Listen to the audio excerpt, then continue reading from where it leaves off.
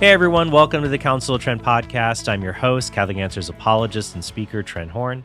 And today I'm going to be doing a review of a recent informal debate that took place between Ben Shapiro and Alex O'Connor on the question, is religion good or bad for society? Before I do that though, here's a question that needs no debate. Is subscribing good or bad for this channel? Easy, it's very good. It helps you keep up with our content, and it helps us continue to share the faith online. So please hit the subscribe button and definitely support us at TrentHornPodcast.com. All right, so this dialogue took place as part of the big conversation series on the premier Unbelievable YouTube channel. Right off the bat, I got to say, they have a fancy studio. I love the floating lights, the slowly gliding track shots.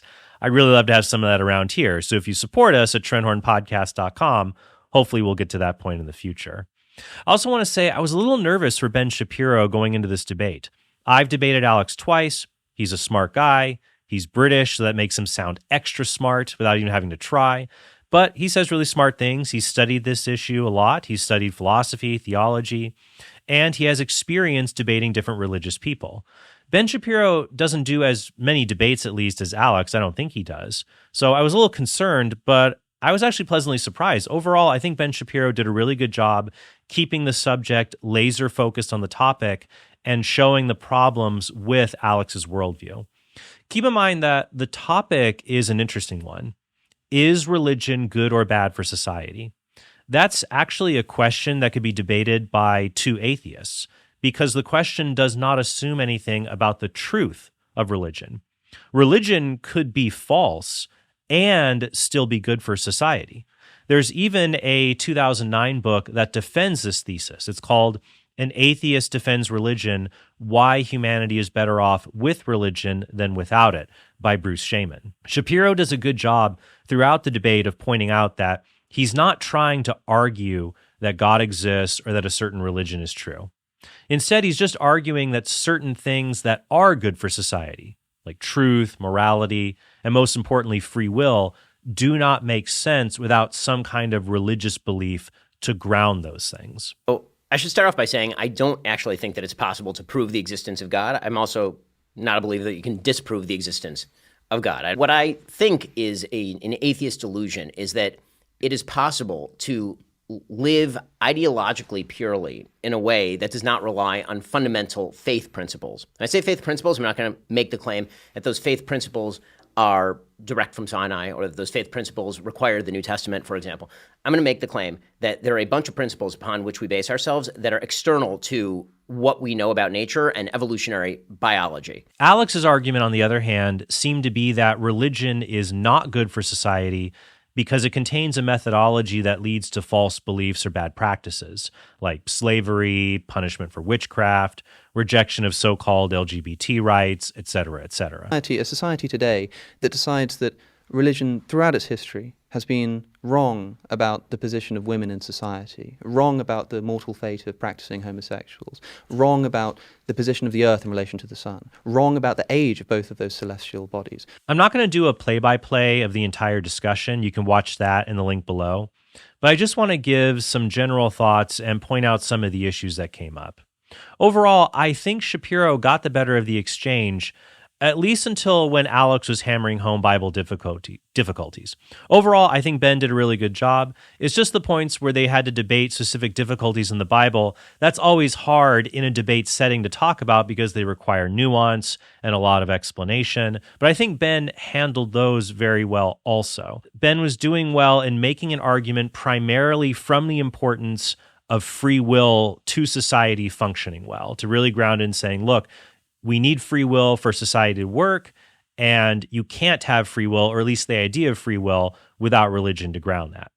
Can I call him Ben, by the way? I mean, it's not like he's my friend or anything. We spoke for 6 minutes on his podcast a while back, so hopefully he remembers me from that. But I'm just going to call him Ben and Alex to make this a lot easier. In any case, Ben's argument would be that society functions well when there is a general belief in free will that grounds our ability to choose our actions and thus be able to be held morally accountable for our actions. If you don't have that, then you have a recipe for social discord. And Ben was very clear in saying that all he is arguing is that if you believe in free will, regardless of whether or not free will even exists. If you believe in free will, then you need religion to ground that belief, because you can't have free will in a materialistic universe where we're just atoms in motion. I don't think the burden is on me there. I think you were the one who's making the claim that free will does exist, that there is this mysterious property of the universe actually, that's that not escapes this determined or indetermined dichotomy. And then when I say that this is unintelligible to me and based on what I see to be fundamentally appeal to a law of logic, suddenly I'm the one making the claim. I'm the one with the burden who has to do the proving. No, the actual claim that I originally made, if you recall, was a conditional claim. I did not claim free will exists, therefore God. I claimed if you believe free will exists, it cannot exist in a materialist universe. Now, you say, okay, fine, it doesn't exist in a materialist universe. I don't believe in free will. Yes. That's fine. That's totally plausible. As I said right at the top here, I'm not going to prove to you that God exists today. What I am going to say is that the vast majority of people throughout nearly all of human history have believed there is a thing called a self. It is a deciding self that makes these decisions. If you are a person who believes that, you're right. It can't exist in your world. So I'm not saying that it does exist. Maybe it doesn't. Maybe you're right. Maybe you're totally right, and all of this is just a series of chemical firings. That's quite plausible. That's fine. What I have said, and this is the argument that hasn't yet been rebutted, is that society does require an extraordinary number of people to believe that they are capable of making decisions for the good or for the bad. And this was a good move by Ben, because Alex basically agreed with him that, yeah, if atheism is true, you don't have free will. Alex is not a compatibilist. He's a hard determinist who would say free will is an illusion. Now, Alex tries to soften the blow by saying he lives life just fine without free will. I hear this all the time. People say, look, you may say there's no free will, but you don't act as though that's the case. I suppose that I'm just confused as to what it would look like for somebody to act as if they believe there was no free will. I mean, the very argument that there is no free will that I subscribe to, at least one of the various forms that it takes, is a sort of Schopenhauerian view that you can do as you will, you just can't will what you will. The very mechanism that I think is responsible for eliminating the possibility of free will, that is, the drives that make people do what they do, like I say, do exactly that. Make people do what they do. They make them get out of bed in the morning. But Ben pointed out that that might work for a highly educated individual like Alex O'Connor. But what happens when lots of regular people start to doubt that they have free will? That may work for you. You're a very high IQ individual who can somehow reconcile the idea of living a very purposeful life with the idea that actually there's no purpose to anything. But for the vast majority of people, that is not actually how they live. And I would suggest that even in your daily life, you don't get out of bed in the morning thinking, man, my biology is driving me this morning to get on the bike, have a great day, the sun is shining. That's my biology doing this. And I don't think that most people who live purposeful lives, even if they believe that everything they're doing is predetermined by the world around them, by their own biology, I don't believe they actually feel that. They have to engage in what they themselves would term an illusion in order to feel a sense of purpose and meaning in their lives. And the data backs this up, which is one of the few things I'd have liked to have seen more of from Ben's presentation are some of these empirical studies and what they say. So in 2008, Vose and Schooler conducted a study which showed participants were more likely to cheat at solving a math problem if they didn't believe in free will. Specifically, they were allowed to have a purported glitch. So they were given math problems to solve on a computer, and there was an alleged glitch in the system that would show them the correct answer. And they were told, oh, that's a glitch. To get rid of the correct answer, hit the space bar on your computer, and please try to continue to solve the problem honestly. But those who did not believe in free will were more likely to not press the space bar and just use the correct answer when it would come up, or they would take longer to press the space bar, allowing them more time to cheat and see the correct answer. So that was one of the issues of studies showing that people who believe they don't have free will are more likely to engage in unethical or immoral behavior. So on the one hand, we have this problem. We have a problem of people who don't believe in free will being more likely to justify their own bad behavior. They think to themselves, well, what does it matter since I'm just going to do what I'm going to do anyways? On the other hand, you have another problem, the problem of justifying bad behavior and saying that criminals just shouldn't be punished because they don't have free will. They couldn't have chosen to do otherwise. Other studies have shown that rejecting free will leads to rejecting retributive punishment, or thinking that criminals don't really deserve to be punished. I've covered this before in my episode on why the left coddles criminals, but in there you can see that when you reject the idea of free will, you end up choosing to not punish people for their actions, which creates this feedback loop of society worsening and degrading over time. So we have both of these problems to confront that make society worse if free will does not exist. So that's why the Israeli philosopher Saul Smilansky wrote the following in his book, Free Will and Delusion. To put it bluntly, people as a rule ought not to be fully aware of the ultimate inevitability of what they have done, for this will affect the way in which they hold themselves responsible. So in other words, Smilansky is saying that even if free will does not exist, in order to have society run well, people need to believe in free will. So even if belief in free will is false, it still is good for society for people to believe in it. But if free will does not exist because atheism is true, if you don't have religion to ground free will, then you have these other social problems that are going to arise. At this point, Alex tried to argue that lacking free will, well, that's not a big deal anyways for his view, because nobody can even explain how free will works. It's a mystery. How do we even explain it? How do we even prove it? Free will doesn't exist. Why believe in this if it doesn't even make sense at all? And Ben had a good reply to this. He actually used a variant of atheistic skepticism against Alex. What you're saying to me, if it applies to atheism, I think simultaneously applies to theism as well. How so? An uncaused decision. I mean, what is the process by which a decision is made? But now you're falling into the same sort of argument that I excluded at the beginning, which was I said that the beauty of religion is that there's a bunch of stuff I don't understand. So I can't explain to you how the uncaused self makes decisions. Well, then I can't explain to you how the uncaused self exists on an atheistic But you have a framework. burden and I don't. Meaning that I don't think that's the case. You do, though. I mean, the simple fact is that you are the one who's claiming that a reasonable materialist universe is the cause of all. And so if that's the case, you do have to explain the mechanism in a way that I certainly do not. My entire philosophy rests on the positing of an entire realm of things I don't understand in terms of their interaction with the world. I love this approach. How many times have you heard an atheist say, well, I don't know where the universe came from, and I don't have to know? Or, I observe the universe around me, and I can just accept that the universe exists, even if I cannot explain where the universe came from or how it works. I am fine not having all the answers. I hear atheists say that a lot. Well, that's exactly what Ben Shapiro is doing. He's saying, I observe free will. I could have chosen to not do something. I can be held morally accountable for my actions. I just observe. It certainly appears that I have free will. I have no reason to doubt that. Even if I can't explain how free will works, that doesn't give me any reason to think that I should not believe in free will. I certainly seem to observe it, even if I can't explain how it works. And that's a perfectly fair position to hold among philosophical issues. I'll give you another example of holding a similar position. I am justified in believing, and you're justified in believing, that you and I are conscious. We're justified in believing that human consciousness exists, even though nobody, at least within the secular philosophical world, is close to solving what is called the hard problem of consciousness. And that would be this problem. Why do material beings have immaterial personal experiences? Mental states, qualia, if you will. These immaterial experiences that are not identical to any single material state, like the neurons that are firing. The experiences that you have, the dreams, the thoughts, the visions that you have, that is not identical to neurons that are firing. They each have different properties. So just because you can't explain how consciousness works, you're still justified in believing that you're conscious. Why can't we apply the same thing to free will?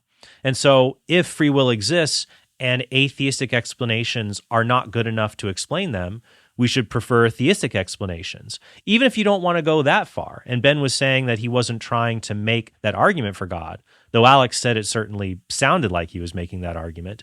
He could say at the very least, if you want free will and you recognize that atheism just can't get the job done to explain why we have it, then you have to postulate religion to ground this important element of society. So I felt at this point that he subtly shifted the topic they were debating.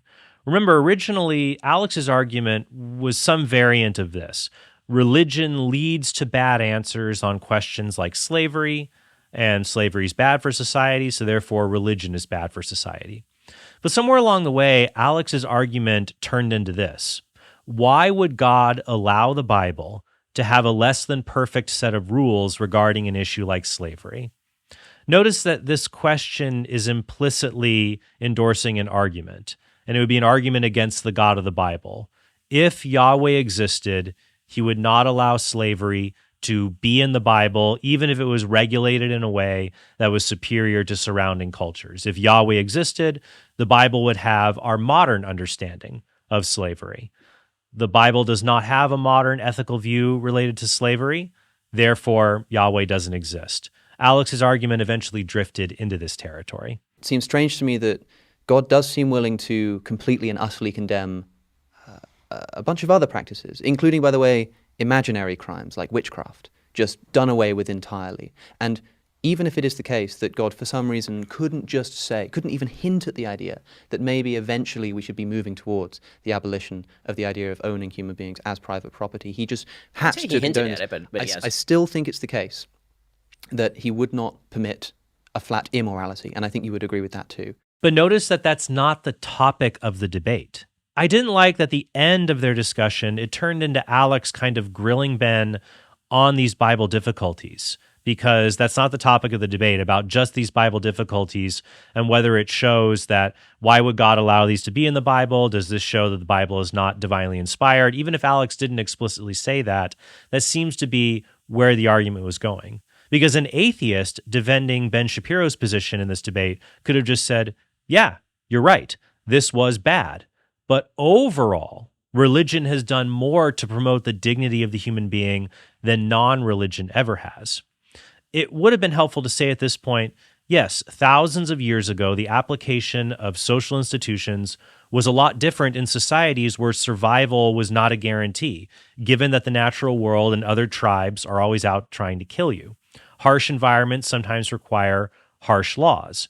And in some cases, and Ben brought this up well, I think, if God is trying to encourage people to move towards a progressive understanding of the good, he's trying to move them away from that as bad. He may not give them an ideal set of laws that they're just going to ignore. He may give them progressively better laws to move them to a moral ideal. Whether he can or whether he can't. If he can't abolish the practice, then the idea of wooing people away from a particular type of sin through a gradualistic process is known throughout societies across human history. I mean, the gradualistic processes are the way that most things get done across human history. And by the way, the universal practice, unfortunately, up till today in many places in the world, is in fact the extreme version of what you're talking about. Raise everything, kill everyone. Right? That sort of stuff, unfortunately, does take place, even on planet Earth, even in the year 2023. And so the idea of a culture arising from the Bible that not only abolished slavery on its own shores, but then abolished slavery literally everywhere else, which is what Great Britain did.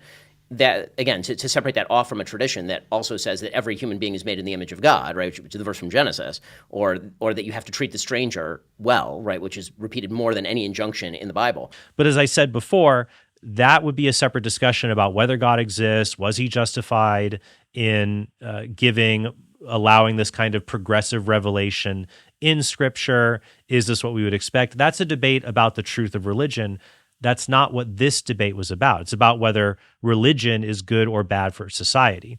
So at the end of the debate, I think Alex was hammering a lot on this and the Bible and religious worldviews, where I think it's important for Ben and others in this position to kind of punch back to say, yeah, but what about non-religious societies? What about what they do in trying to completely, if you're going to talk about one example of religion that leads to something bad, what about other examples of non-religion lead to really horrible evils, stamping out freedom and dignity, all in the name of the greater good? In fact, the Protestant apologist Gavin Ortland has a really good commentary on the questions that were raised in this debate. And he goes through that commentary with a good discussion of one of the largest non-religious states in the 20th century, the Soviet Union, that he uses as an example. So I'll link to his video below. Go and check that out. At this point, also, when I would point out the problems of not having religion to ground social norms, I would borrow the approach that Andrew Wilson used in his debate with Matt Dillahunty. That was on a similar topic. What is the better foundation for ethics, Christianity or secularism? In that debate, Matt Dillahunty said that Christianity is bad for ethics because of what it says about LGBT issues. And Wilson used the same argument. He said secularism is bad for society, bad for ethics, because it leads to the insanity of transgender ideology. So once again, I did another episode about that as well. Click that link in the discussion below. So what I would say is that if atheists are going to bring up issues that do require nuance in their discussion, like the role of slavery in the Bible and what took place thousands of years ago, and that's being used to compare a religious foundation of society to a non-religious foundation of society, then it's quite fair to also bring up the tough issues that arise from the non-religious perspective. Yeah, you're going to bring up slavery and things that happened thousands of years ago. Then religious people, it's fair for them to bring up what happens with atheistic totalitarianism in the 20th century or atheistic sexual insanity in the 21st century to show there are far worse problems happening right now versus what religion has done to inspire moral progress among people. But once again, there's lots of suggestions that could be given. Overall, I think Ben did a very good job. I have done lots of debates. I've been in positions where I wish that I had said something that I didn't say, or that I did not say something that I did say. It's a lot tougher when you're in the hot seat. But overall, I think Ben Shapiro really showed good chops in understanding philosophy and logical and ethical argument. For example, this came up when Alex said he was an emotivist when it comes to morality.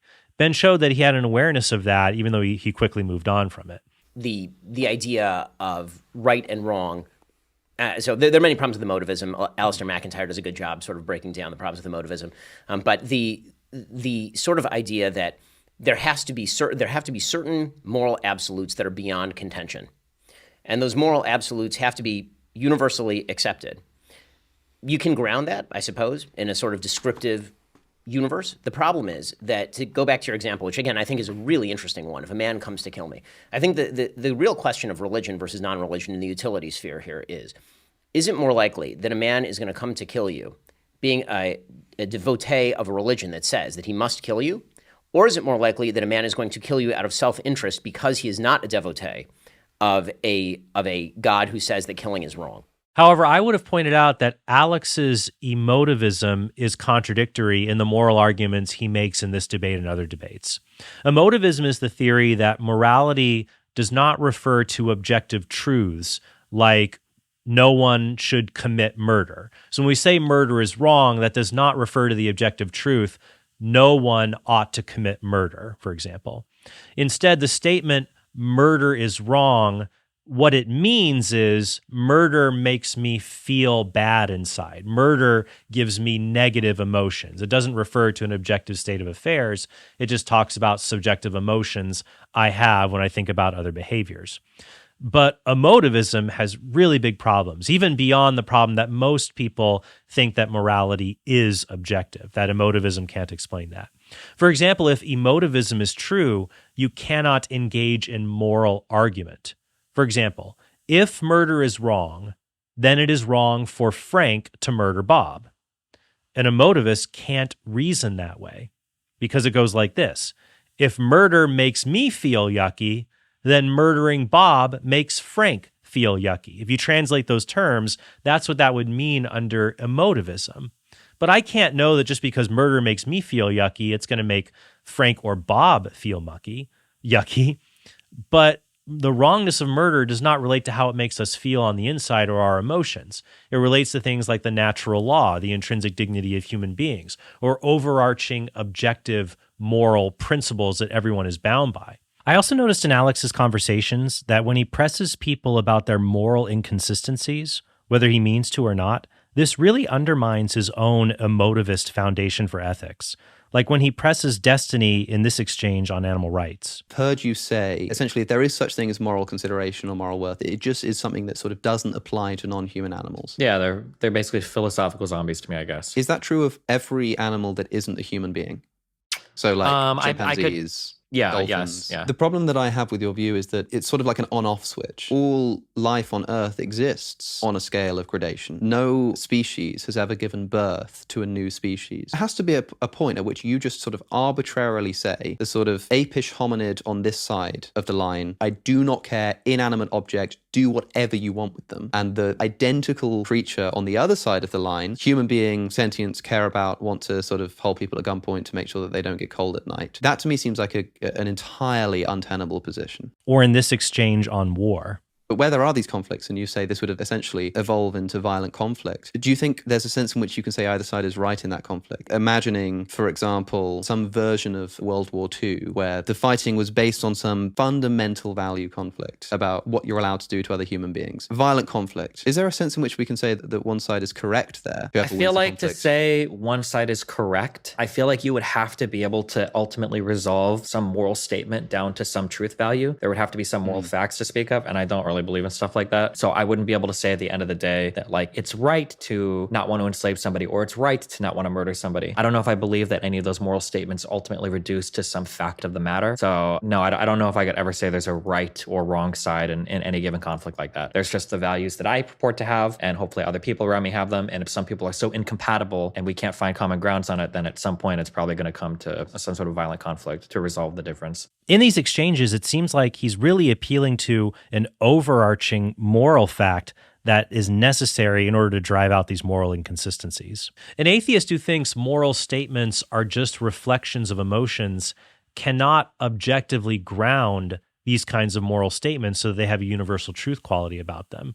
Instead, these moral statements just reflect how different people feel at different times and what's wrong with people having different emotional responses at different times. But of course, if you go down that route, you can't get a system of ultimately grounding these overarching moral principles, like the wrongness of killing innocent human beings, these untouchable moral principles, even if you have to historically develop your application of the principles in concrete situations, like war, the death penalty, things like that. And Ben brings up a good point that if you want a society to function, you need to have these sorts of untouchable moral principles that can't be gainsaid by things like majority opinion or subjectivism or other things like that. Let's say that you are master of a society and you get to build that society. One of the things that presumably you are going to do is you're going to build in certain things that are untouchable, right? There's going to be certain moral precepts that you're going to build in that are untouchable. And how are you going to justify those things to people such that they are going to believe you? You're going to either have to use compulsion, or you're going to have to use some sort of other argument that is so strong that they are going to overweigh their self. I mean, there's a reason why Voltaire suggested he didn't believe in God, but he hoped that his maid did, so she wouldn't steal the silverware. All right, well, thank you guys so much for stopping by the podcast today and hearing my thoughts on this. I would love to make a trip to the UK either this summer or sometime in the future. Maybe we could set up a debate with Alex or Stephen Woodford of Rationality Rules or other British critics of Catholicism. Who knows? If you'd like to help us set up projects like that, we definitely need a lot of funding to do those things. So if you could support us at TrentHornPodcast.com, I would really appreciate that. Thank you guys so much, and I hope you have a very blessed day. Hey, thanks for watching this video. If you want to help us produce more great content like this, be sure to click subscribe and go to TrentHornPodcast.com to become a premium subscriber. You'll help us create more videos like this and get access to bonus content and sneak peeks of our upcoming projects.